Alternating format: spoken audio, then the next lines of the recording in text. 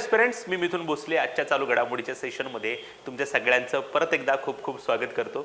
August महिन्यातला आज आपण एक नवीन टॉपिक सुरू करतोय, तो म्हणजे पर्यावरण. सुरू करूया आजचं आपलं इंटरेस्टिंग लेक्चर.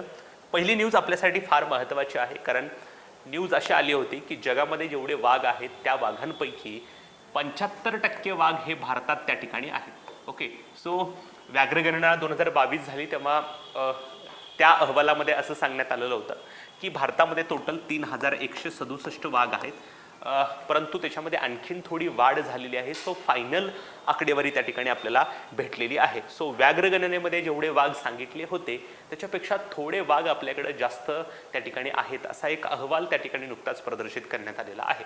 सो अहवाल प्रसिद्ध केलाय अश्विनी कुमार चौबे यांनी, जे केंद्रीय पर्यावरण, वन आणि हवामान बदलाचे राज्यमंत्री त्या ठिकाणी आहेत.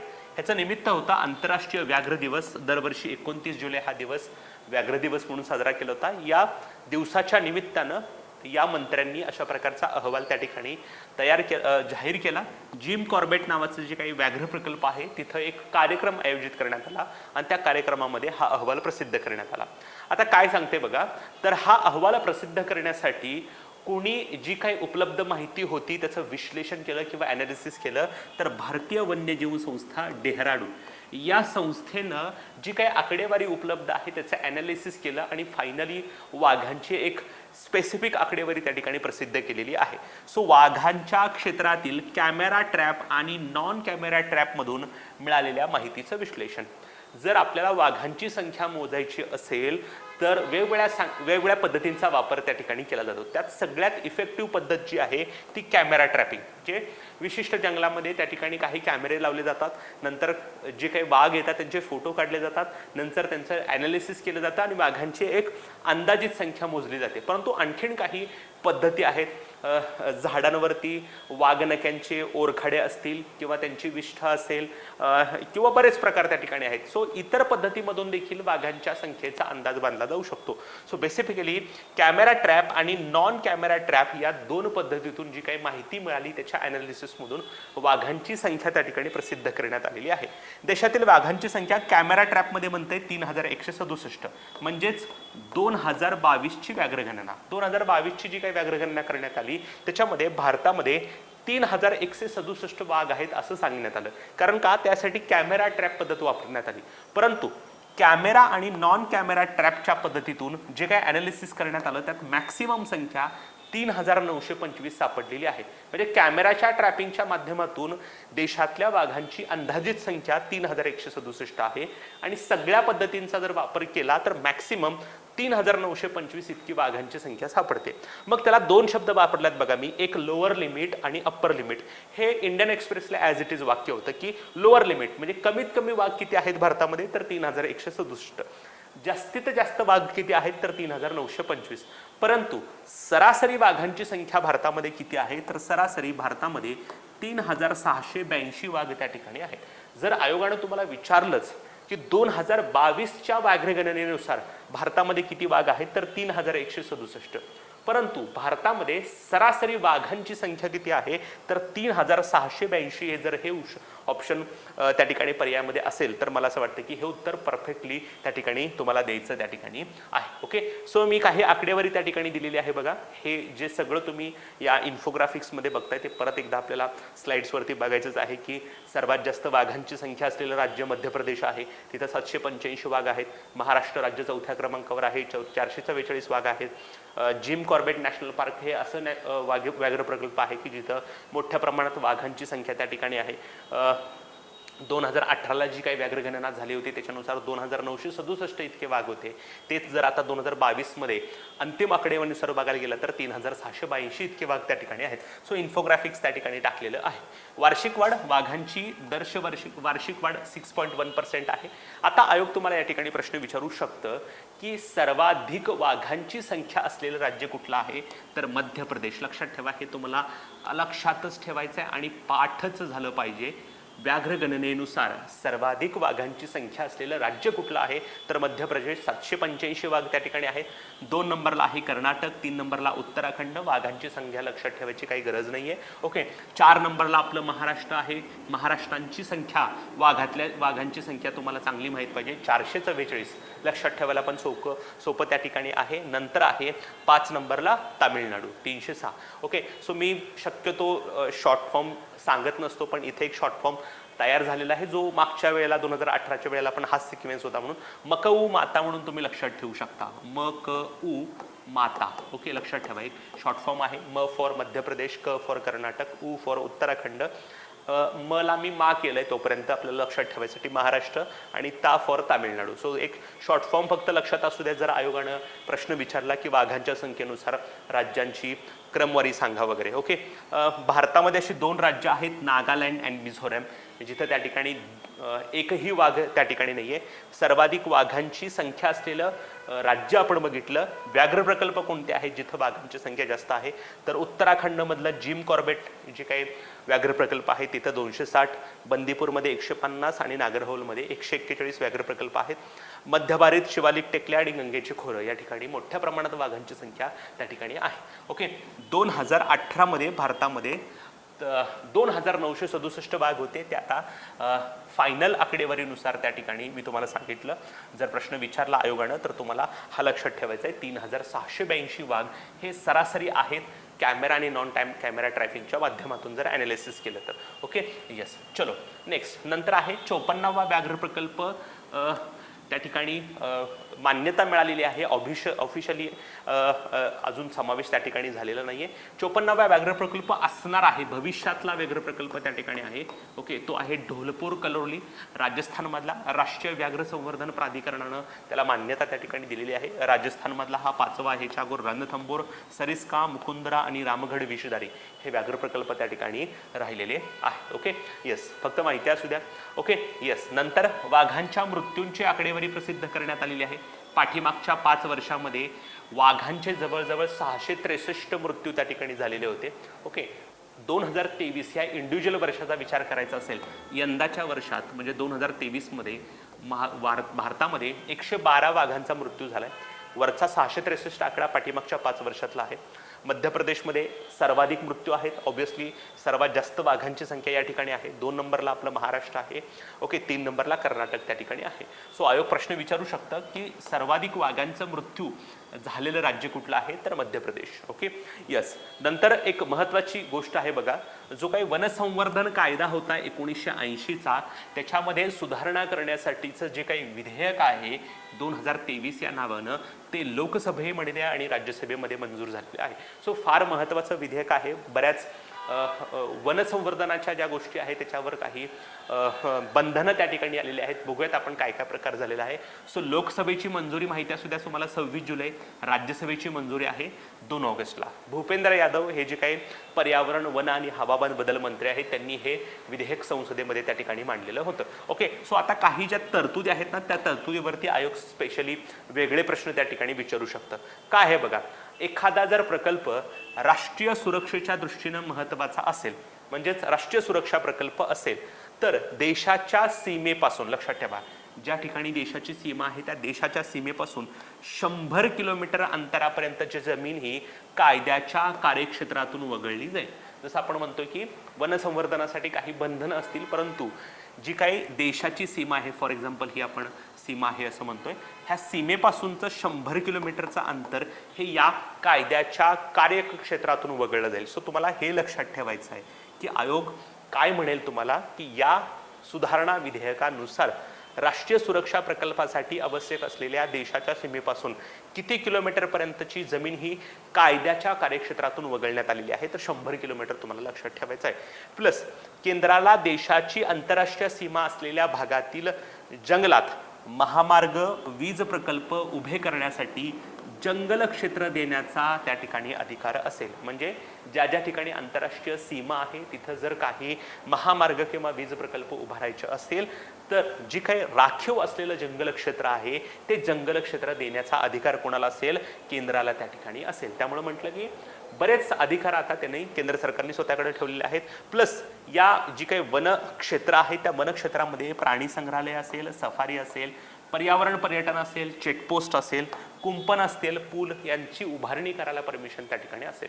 सो असं क्षेत्र जे वनसंवर्धन कायद्यानुसार संरक्षित करण्यात आलेलं होतं तिथं आता मानवाचा हस्तक्षेप असेल त्या ठिकाणी केंद्राला कोणताही असं वनक्षेत्र देण्याचा अधिकार असेल. 100 किलोमीटरच्या अंतरापर्यंत ते काहीही त्या ठिकाणी करू शकतील. ओके, दुसरी महत्त्वाची गोष्ट, केंद्र घनदाट जंगलाची जमीन राष्ट्रीय सुरक्षेशी संबंधित प्रकल्प, पायाभूत सुविधा प्रकल्प तसेच जंगलात राहणाऱ्या आदिवासींसाठी उपजीविकेसाठी आवश्यक असलेल्या प्रकल्पांसाठी उपलब्ध करून देऊ शकते. म्हणजे असा एखादा कुठलाही राष्ट्रीयदृष्ट्या महत्त्वाचा प्रकल्प असेल आणि तो जो त्या ठिकाणी घनदाट जंगलाचा प्रदेश असेल तर त्या ठिकाणी अशा प्रकल्पाला दिला त्या ठिकाणी जाऊ शकतो. ओके, दुसरी महत्त्वाची गोष्ट, ज्यावर झाडे आहेत पण ते जंगल म्हणून अधिसूचित नाही अशा जागांचा संरक्षित क्षेत्र दर्जा काढून घेण्याचा केंद्राला अधिकार व ते क्षेत्र सुद्धा पर्यटन आणि प्रकल्पासाठी त्या ठिकाणी वापरता येईल.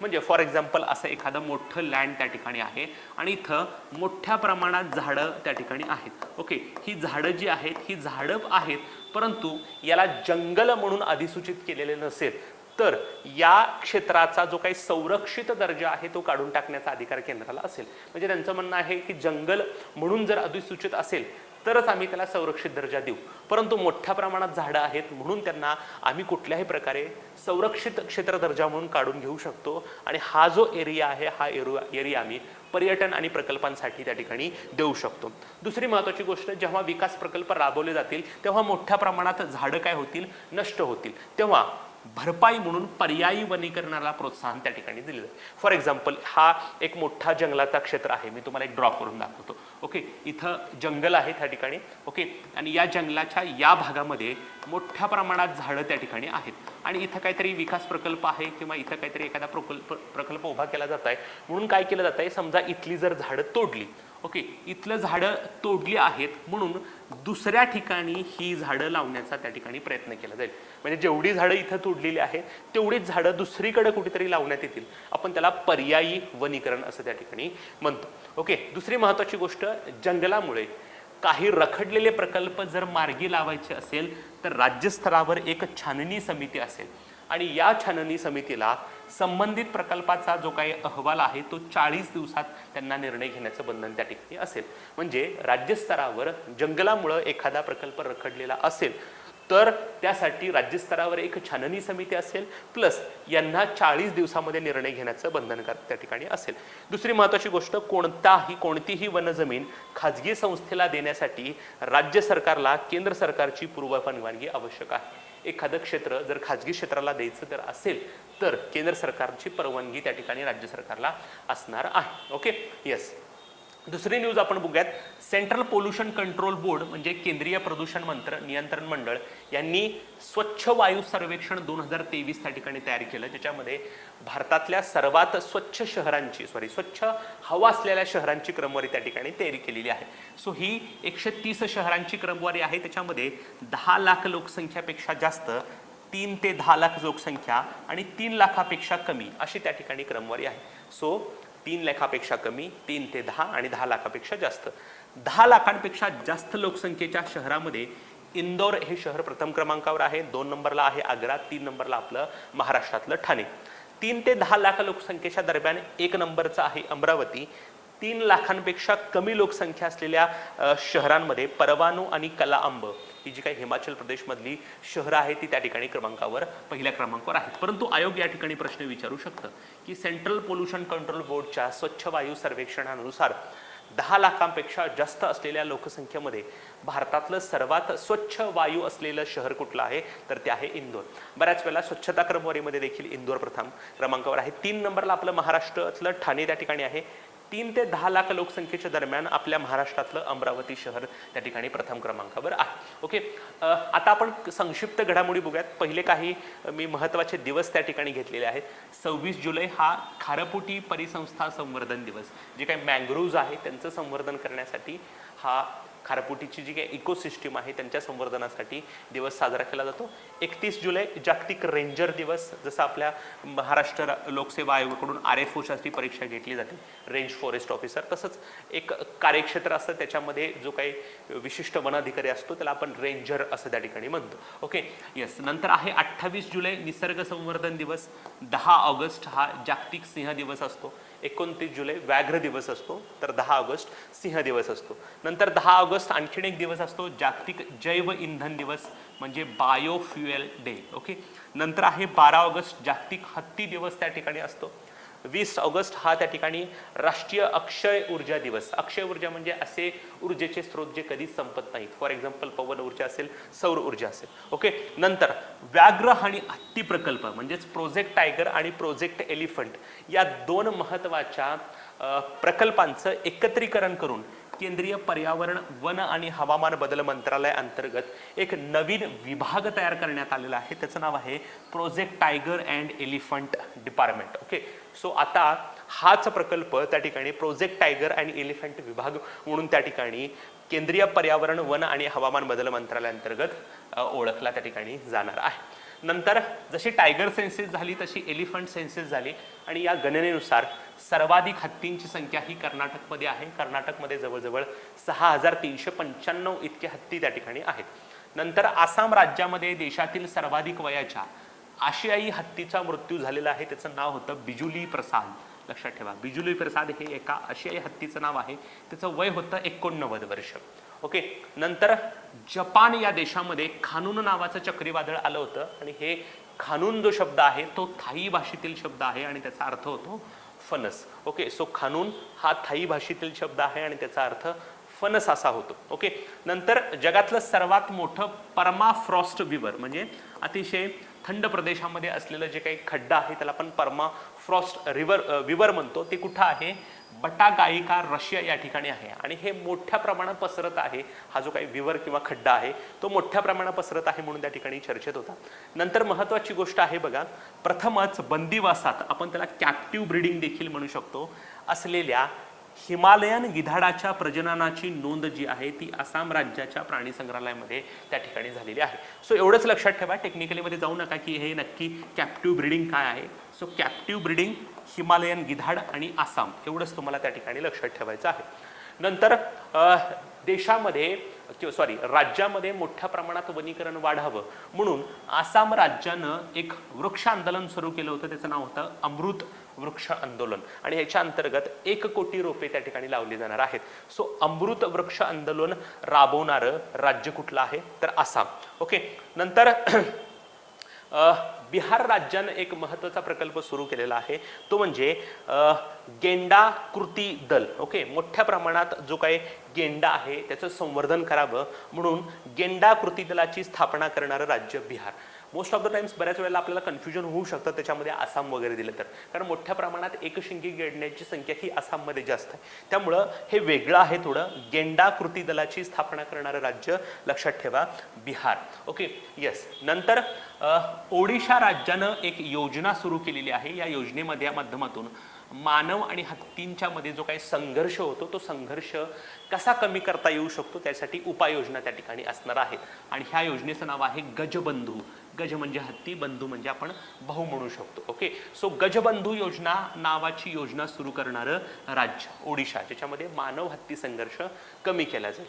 नंतर मेघालय राज्यानं सोलार ऊर्जेला प्रमोशन करण्यासाठी मुख्यमंत्री सोलार मिशन याची योजना केलेली आहे. सो लक्षात ठेवा, मुख्यमंत्री सोलार मिशन योजना राबवणारं राज्य मेघालय. ओके, नंतर सगळ्यांना माहित आहे गुजरातमध्ये गीर नावाचं एक आपण म्हणूया की एक अभयारण्य आहे. तिथं मोठ्या प्रमाणात सिंहांची संख्या त्या ठिकाणी आहे आणि या सिंहांचं संवर्धन करण्यासाठी सिंह सूचना नावाचं एक मोबाईल ॲप्लिकेशन गुजरात राज्यानं सुरू केलंय. भूपेंद्र पटेल जे गुजरातचे मुख्यमंत्री आहेत त्यांनी त्याचं अनावरण केलेलं आहे आणि मी तुम्हाला सांगितलं तसं जागतिक सिंह दिन आपण डिस्कस केला, त्या सिंह दिनाचं निमित्त त्या ठिकाणी होतं. सो सिंह सूचना मोबाईल ॲप्लिकेशनचं अनावरण करणारं राज्य गुजरात. Okay, yes. नंतर एका गावानं देशातल्या बायोडायव्हर्सिटी ॲटलास त्या ठिकाणी तयार केलेला आहे. आणि हे देशातलं पहिलं गाव आहे ज्याच्याकडं बायोडायव्हर्सिटी ॲटलास त्या ठिकाणी आहे. कुठलं गाव आहे तर मायम आहे. मायम कुठं आहे तर गोव्यामध्ये आहे. गोव्याचे मुख्यमंत्री प्रमोद सावंत यांनी देशातील पहिल्या बायोडायव्हर्सिटी ॲटलास असलेल्या गावाचं त्या ठिकाणी अनावरण केलेलं आहे. सो ॲटलास म्हणजे तुम्हाला माहित आहे नकाशा. जर तुम्ही एखादा नकाशा उघडला, समजा फॉर एक्झाम्पल महाराष्ट्राचा नकाशा उघडला, तर महाराष्ट्रामध्ये आजूबाजूला कुठली राज्य आहेत, महाराष्ट्रातून कुठली नदी कुठल्या राज्यातून कशी कशी वाहत जाते, किंवा डोंगरदऱ्या कुठल्या आहेत. ओके, हे सगळं जसं आपण बघतो अगदी तशाच प्रकारे हे गाव जे आहे त्या गावामध्ये कुठल्या कुठल्या प्रकारात बायोडायव्हर्सिटी आहे, म्हणजे तिथं कुठल्या कुठल्या प्रकारच्या वनस्पती आहेत, तिथं कुठल्या कुठल्या प्रकारचे प्राणी आहेत, फुलपाखरं आहेत, कीटकं आहेत, हे सगळं त्या ठिकाणी डिटेलमध्ये तुम्हाला मिळणार आहे. सो एवढंच लक्षात ठेवा, बायोडायव्हर्सिटी ॲटलास असलेलं देशातलं पहिलं गाव कोणत्या राज्यात आहे तर गोव्यात आहे आणि त्याचं नाव आहे माएम. ओके, नंतर जलसंवर्धनासाठी दरवर्षी जागतिक जल सप्ताह साजरा केला जातो 20 ते 23 ऑगस्ट दरम्यान. यावर्षी स्वीडन यजमान होता. सीड्स ऑफ चेंज असे यावर्षीची त्याची थीम त्या ठिकाणी होती. Okay, yes. नंतर एक महत्त्वाचा रिपोर्ट ZSI या संस्थेनं दिलेला आहे, झूलॉजिकल सर्व्हे ऑफ इंडिया. त्यांच्यानुसार भारतामध्ये जेवढ्या काही पक्ष्यांच्या प्रजाती आहेत त्या पक्ष्यांच्या प्रजातीपैकी 5% प्रजाती ह्या स्थानविशिष्ट आहेत. स्थानविशिष्ट म्हणजे एंडेमिक, म्हणजे ह्या 5% प्रजाती जगभरामध्ये कुठंच सापडत नाहीत, फक्त त्या भारतामध्ये सापडतात. सो असं वेगळ्या अर्थानं सुद्धा लक्षात ठेवू शकता की भारतामध्ये अशा किती पक्ष्यांच्या प्रजाती आहेत ज्या फक्त भारतामध्येच सापडतात, तर त्या आहेत 5%. भारतामध्ये जवळजवळ 1353 प्रजाती ह्या त्या ठिकाणी पक्ष्यांच्या सापडतात. त्यातल्या 78 प्रजाती ह्या एंडेमिक आहेत. 78 म्हणजे 5%, म्हणजे 78 प्रजाती भारतामध्ये पक्ष्यांच्या अशा आहेत की त्या जगभरामध्ये दुसरीकडे कुठंच सापडत नाहीत, त्या फक्त भारतामध्ये सापडतात. Okay, so endemic bird species in India 5%, एवढं तुम्हाला लक्षात ठेवायचं आहे. नंतर पवन ऊर्जा क्षमतेमध्ये चीन 1 नंबरला आहे, तर भारत आपला 4थ्या क्रमांकावर त्या ठिकाणी आहे. ओके, नंतर नैसर्गिक आपत्तीग्रस्त क्षेत्र म्हणून हिमाचल प्रदेश राज्याला त्या ठिकाणी घोषित करण्यात आलेलं आहे. नॅचरल डिझास्टर अफेक्टेड एरिया म्हणून हिमाचल प्रदेशची घोषणा आहे. प्लस हिमाचल प्रदेशनंच राज्य आपत्ती म्हणून संततधार पावसाला घोषित केलेलं आहे हिमाचल प्रदेशनं. ओके, सो मोठ्या प्रमाणात मध्यंतरी म्हणजे ऑगस्ट महिन्यामध्ये कंटिन्युअसली हिमाचल प्रदेशमध्ये पाऊस होता, मोठ्या प्रमाणात पूर आलेला होता. सो या काही संततधार पाऊस आहे, म्हणजे कंटिन्युअसली पडणारा जो पाऊस आहे थांबतच नाही, त्याला राज्य आपत्ती म्हणून हिमाचल प्रदेशनं घोषित केलेलं होतं. नंतर जे काही खारफुटीची वनं आहेत त्यांचं संवर्धन करण्यासाठी मँग्रोव्ह सेलची स्थापना केलेली आहे पश्चिम बंगाल त्या ठिकाणी राज्यानं. ओके, नंतर जून 2023 मध्ये मोठ्या प्रमाणात उष्णतेच्या लाटा ह्या भारतात आल्या होत्या आणि ह्या जून 2023च्या अखेरपर्यंत भारतामध्ये उष्णतेमुळं केरळ राज्यामध्ये सर्वाधिक मृत्यू त्या ठिकाणी झालेले आहे. प्रश्न विचारला जाऊ शकतो की जानेवारी ते जून 2023 पर्यंत उष्णतेच्या लाट्यामुळे सर्वाधिक मृत्यू कुठं झालेले आहेत तर केरळमध्ये. ओके, नंतर भूतानमध्ये वाघांच्या संख्येत 27% वाढ त्या ठिकाणी झालेली आहे. नंतर जेव्हा कोल्ड वॉर सुरू होतं अमेरिका आणि रशियामध्ये, त्या ठिकाणी अमेरिकेनं अण्वस्त्र कार्यक्रम सुरू केलेला होता. अण्वस्त्र कार्यक्रम म्हणजे काय तर तिथं मोठ्या प्रमाणात न्यूक्लिअर वेपनची निर्मिती त्या ठिकाणी केली जात होती. मग त्याच्यामध्ये मिसाईल्स असतील, ॲटॉमिक बॉम्ब असतील. सो ह्या अण्वस्त्र कार्यक्रमासाठी जी काही पूर्वी वापरलेली ठिकाणं होती त्यांना आता सौर ऊर्जा प्रकल्पात रूपांतरित केलं जाणार आहे. म्हणजे असे एरिया पूर्वी अमेरिकेनं त्या ठिकाणी न्यूक्लिअर प्रोग्रामसाठी वापरलेले होते तेच आता सौर ऊर्जा प्रकल्पामध्ये रूपांतरित केले जाणार आहेत. आणि त्याची योजना आहे clean up to clean energy, लक्षात ठेवा. आणि ही योजना कोण राबवतंय? अमेरिका. सो शीतयुद्धाच्या काळात अण्वस्त्र कार्यक्रमांसाठी वापरलेल्या ठिकाणा सौर ऊर्जा प्रकल्पात रूपांतर करण्यासाठी clean up to clean energy नावाची योजना कोणी सुरू केलेली आहे? अमेरिकेने. ओके, नंतर थॅरोसोरोसस इंडिकस नावाचा वनस्पती खाणारा म्हणजेच त्या ठिकाणी शाकाहारी डायनोसॉर जो आहे त्याचे जुने जीवाश्म राजस्थानमध्ये सापडलेले आहे. एवढंच लक्षात ठेवा, शाकाहारी डायनोसॉरचे अवशेष सापडलेलं राज्य राजस्थान. ओके, नंतर एक महत्त्वाची न्यूज आहे. गेल्या 14 वर्षात म्हणजे 2005 ते 2019 या काळामध्ये भारतानं ग्रीन हाऊस गॅसेसचं जे काही इमिशन आहे ते 33% कमी केलेलं आहे. आणि ही फार महत्त्वाची न्यूज आहे. पाठीमागच्या 15 वर्षात म्हणजे 5 ते 19 या 14 वर्षामध्ये भारतानं 33% ग्रीन हाऊस गॅसेसचे इमिशन कमी केलेलं आहे. नंतर ॲमेझॉन जंगलांचं संवर्धन होण्यासाठी ब्राझीलमध्ये शिखर परिषद आयोजित करण्यात आली होती. नंतर मेट्रो ट्रेनचा वापर केल्यामुळं इनडिरेक्टली तुम्ही मोठ्या प्रमाणात ग्रीन हाऊस गॅसेसचं प्रमाण कमी करण्यासाठी प्लस पर्यावरण संवर्धनासाठी खूप मोठं योगदान देत आहे हे सांगण्यासाठी त्या ठिकाणी कार्बन लाईट मेट्रो प्रवास त्या ठिकाणी सुरू केलेला आहे नवी दिल्लीने. लक्षात ठेवा, एवढंच लक्षात ठेवा, कार्बन लाईट मेट्रो प्रवास उपक्रम सुरू करणारं रेल्वे महामंडळ कुठलं आहे तर नवी दिल्ली. नवी दिल्लीमध्ये अशा प्रकारचा उपक्रम सुरू करण्यात आलेला आहे. नंतर शहरामध्ये जे काही पूर येतात त्या पुराचे धोके कमी करण्यासाठी स्पंज सिटी नावाचा उपक्रम कोणी सुरू केलेला आहे? चीन. अशा प्रकारचे उपक्रम फक्त चीनच त्या ठिकाणी राबवू शकतं. सो स्पंज सिटी म्हणजे काय आपल्याला जास्त मध्ये जायचं नाही. सो स्पंज सिटी उपक्रम राबवणारा जगातला देश चायना. नंतर केंद्रीय जल आयोग सेंट्रल वॉटर कमिशन संस्थेनं पूर परिस्थितीशी संबंधित माहिती प्रसारण करण्यासाठी एका मोबाईल ॲप्लिकेशनचं अनावरण केलेलं आहे. त्याचं नाव आहे फ्लड वॉच. म्हणजे तुम्ही एका विशिष्ट ठिकाणी राहत असाल आणि तिथं जर काय पूरजन्य परिस्थिती निर्माण झाली असेल तर त्याचे अपडेट देण्यासाठी सेंट्रल वॉटर कमिशननं फ्लड वॉच म्हणून एक मोबाईल ॲप्लिकेशन सुरू केलेलं आहे. नंतर उत्तराखंड राज्यामध्ये मोठ्या प्रमाणात लँडस्लाईडचं वगैरे प्रमाण असतं, आपत्तींचं प्रमाण त्या ठिकाणी असतं. सो आपत्ती प्रवणक शहरांचं व्यापक सर्वेक्षण उत्तराखंड राज्यानं त्या ठिकाणी केलेलं आहे. ओके. नंतर तामिळनाडू राज्यामध्ये एक विदेशीय जलीय तण सापडलेलं आहे, एक्झॉटिक ॲक्वाटिक वीड सापडलेलं आहे, जे मोठ्या प्रमाणात त्या ठिकाणी पसरत आहे आणि त्याचं नाव आहे लुडविगिया पेरुवियाना. लक्षात ठेवा, लुडविगिया पेरुवियाना हे असं त्या तणाचं नाव आहे, जे तण जे आहे ते जे काही वॉटर बॉडीज आहेत ते त्या ठिकाणी येत आहे. ओके. येस. आता नेहमीप्रमाणे आपण एकदा क्विक रिव्हिजनला सुरुवात करूयात, ज्याच्यामध्ये आपण बघूयात की आपण काय काय शिकलेलो आहोत. अतिशय शॉर्टमध्ये आपण बघणार त्या ठिकाणी आहोत. ओके. जगातील वाघांपैकी 75% वाघ भारतामध्ये आहेत. 2022ला जेव्हा व्याघ्रगणना करण्यात आली तेव्हा भारतामध्ये 2,967 वाघ आहेत असं कळलं होतं कॅमेरा ट्रॅपिंगच्या माध्यमातून.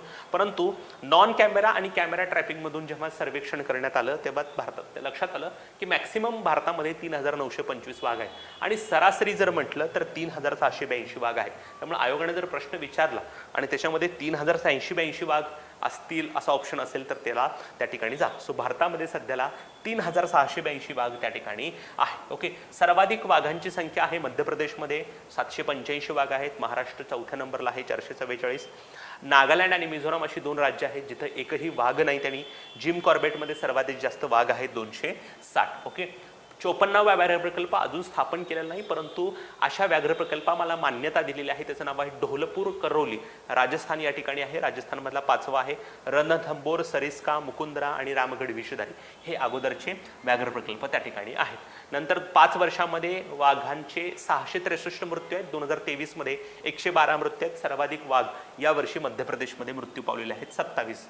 ओके. नंतर वनसंवर्धन कायदा जो आहे 1980 त्याच्यामध्ये सुधारणा करण्यात आलेली आहे आणि त्याच्यामध्ये केंद्र सरकारला बरेच अधिकार त्या ठिकाणी देण्यात आलेले आहे. त्यातला सर्वात महत्त्वाचा अधिकार जो आहे तो आंतरराष्ट्रीय सीमेपासून जी काही 100 किलोमीटर पर्यंतची जमीन आहे ती या कायद्याच्या कक्षेतून वगळण्यात आलेली आहे.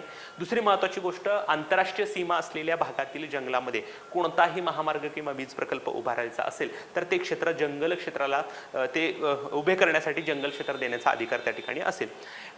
वनक्षेत्रामध्ये प्राणी संग्रहालय, सफारी, पर्यावरण पर्यटन, चेकपोस्ट, कुंपण, पूल याला परवानगी त्या ठिकाणी असणार आहे. एखादं जर घनदाट जंगल असेल तर ते राष्ट्रीय सुरक्षेशी संबंधित प्रकल्पाला त्या ठिकाणी द्यावं लागणार आहे. एखादा मोठा एरिया जिथं झाडं आहेत परंतु ते जंगल म्हणून अधिसूचित नसेल तर त्यांना संरक्षित दर्जा काढून देण्याचा अधिकार त्या ठिकाणी असेल. नष्ट होणारी जे झाडं आहेत किंवा जंगलं आहेत त्याला नुकसान भरपाई म्हणून दुसऱ्या ठिकाणी पर्यायी वनीकरण त्या ठिकाणी केलं जाईल. जे काही रखडलेले प्रकल्प आहेत त्याच्यासाठी राज्यस्तरावर एक छाननी समिती असेल आणि 40 दिवसामध्ये निर्णय घेणं त्या ठिकाणी बंधनकारक असणार आहे. स्वच्छ वायू सर्वेक्षण केलंय केंद्रीय प्रदूषण नियंत्रण मंडळानं. याच्यामध्ये 10 लाखापेक्षा अधिक लोकसंख्येच्या शहरामध्ये इंदोर 1 नंबरला आहे, 3 ते 10 लाखमध्ये अमरावती आहे आणि 3 लाखापेक्षा कमी परभणी आणि कलाअंब त्या ठिकाणी आहे. 26 जुलै आंतरराष्ट्रीय खारपुटी परिसंस्था संवर्धन दिवस आहे. 28 जुलै निसर्ग संवर्धन दिवस आहे. 10 ऑगस्ट सिंह दिवस आहे. ओके. नंतर 12 ऑगस्ट हत्ती दिवस आहे. 10 ऑगस्ट जैवइंधन दिवस आहे. ओके. 20 ऑगस्ट अक्षय ऊर्जा दिवस त्या ठिकाणी आहे. ओके. नंतर देशात पहिल्यांदाच कॅप्टिव्ह ब्रीडिंगमध्ये असलेल्या हिमालयन गिधाडाच्या प्रजातीची प्रजननाची नोंद त्या ठिकाणी झालेली आहे आसाम राज्यामध्ये. नंतर आसामनं अमृत वृक्ष आंदोलन त्या ठिकाणी राबवलेलं होतं. बिहारनं गेंडा कृती दलाची स्थापना त्या ठिकाणी केलेली आहे. ओडिशा राज्यानं मानव हत्ती संघर्ष थांबवण्यासाठी गजबंधू नावाची योजना सुरू केली आहे. मेघालय राज्यानं सोलार मिशन सुरू केलेलं आहे. गुजरात राज्यानं सिंह सूचना मोबाईल ॲप्लिकेशन सुरू केलेलं आहे. सगळ्यात महत्त्वाची गोष्ट, देशातलं पहिलं जैवविविधता ॲटलॅस असलेलं गाव मायम आणि ते गुजरात राज्य गोवा राज्यामध्ये आहे. जागतिक जलसप्ताह 20 ते 23 ऑगस्ट दरम्यान असतो. स्वीडन या वर्षीचा यजमान देश त्या ठिकाणी आहे. झूलॉजिकल सर्व्हे ऑफ इंडियानुसार भारतामध्ये असलेल्या एंडेमिक बर्ड स्पेसिसचं प्रमाण हे 5% त्या ठिकाणी आहे. पवन ऊर्जा क्षमतेमध्ये 1 नंबरला चीन आहे. भारत 4 नंबरला त्या ठिकाणी आहे. सतत जो पाऊस पडतो त्याला आपत्ती म्हणून घोषित करणारं राज्य आहे हिमाचल प्रदेश. नंतर केरळ या राज्यामध्ये जून 2023 पर्यंत सर्वाधिक उष्णतेच्या लाट्यामुळे मृत्यू झालेले त्या ठिकाणी आहेत. ओके. नंतर शाकाहारी म्हणजे वनस्पती खाणाऱ्या डायनासोरसच्या जुने जीवाश्म किंवा फॉसिल जे आहेत ते राजस्थानमध्ये सापडलेले आहेत. पाठीमागच्या 14 वर्षात म्हणजे 2005 ते 2019 या काळामध्ये भारतानं ग्रीन हाऊस गॅसेसचं इमिशन त्यात 33% कमी केलेलं आहे. ॲमेझॉन शिखर परिषद ब्राझीलमध्ये त्या ठिकाणी आहे. कार्बन लाईट मेट्रो प्रवास हा नवी दिल्लीचा उपक्रम त्या ठिकाणी आहे. नंतर स्पंज सिटी चायनाचा उपक्रम त्या ठिकाणी आहे. CWCनं म्हणजे वॉटर कमिशन जे आहे त्यांनी फ्लड वॉच नावाचे एक मोबाईल ॲप्लिकेशन सुरू केलेलं आहे. ज्या ज्या ठिकाणी मोठ्या प्रमाणात आपत्ती येतात त्यांचं सर्वेक्षण करण्यासाठी उत्तराखंड राज्याने इनिशिएटिव्ह घेतलेला आहे. आणि तामिळनाडू राज्यामध्ये लुडविगिया पेरुवियाना नावाची एक एक्झॉटिक ॲक्वेटिक वीड त्या ठिकाणी सापडलेलं आहे. ओके. येस. सो आजच्यासाठी आपण इथंच थांबतोय मित्रांनो. परत भेटूयात नवीन चालू घडामोडी आणि नवीन संकल्पना असेल. तोपर्यंत धन्यवाद.